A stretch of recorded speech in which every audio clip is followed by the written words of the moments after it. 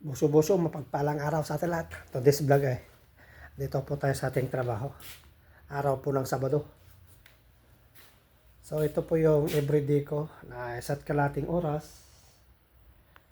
Lunes hanggang Biyernes. Pero ito ay goodbye na ulit. Sayang na naman. Kasi gusto yung amo ay gawin kong tatlong oras everyday. Kasi ito may baba pa, may sa second floor. Nandito ako sa 5th floor, iisang amo. Gusto is araw-arawin ko na 3 oras. Isa't kalahati dito, isa't kalahati sa baba.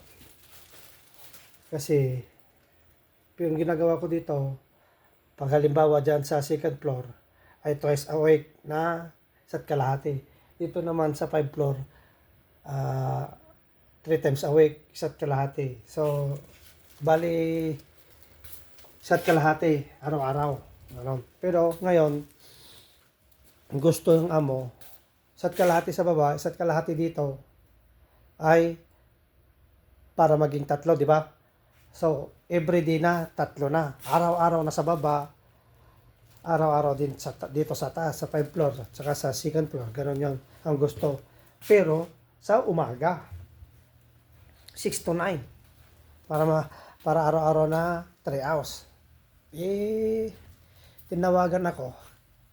Sabi ko, hindi ko makukuha dahil dahil mayroon po akong 6 to 9 sa umaga dyan sa Paristo. Kaya ito, sabi ko, kunin mo na lang yung susi, maghanap ka na ng iba, sabi. So yun, tumawag yung amo, bibigay ko na sa Martes. So hanggang sa Lunes na lang ako dito sa 5th floor. Sayang, mga kaparisan, malinis na. Lininisan ko na ng gusto to. Dati ito maalikabok, madaming sapot-sapot. Itong floor ay hindi ganito dati. Tingnan mo, malinis na kahit pulot-pulot ka na ng basura. Okay na. So, yan, sayang ako. Pero yung sumublat dito, manamay na. Siyempre, malinis na ako. Talagang kinirkiran ko.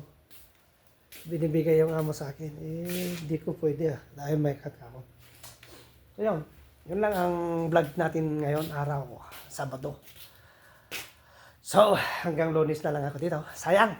Pero, ganyan talaga. Hindi naman sayang talaga. Yun nga. Pwede ko naman kunin, kaso nga lang, meron akong 6 to 9. Ayaw naman nung amo na papasukan ko ng maga, alas 4 ng madaling araw, ayaw. Kaya ko, ibigay mo na lang sa iba, sa mga nangangailangan ka ako. Yun. So, hanggang dito na lang yung vlog natin. Ang kwento. Merci beaucoup, Agyamang, Nalpasan.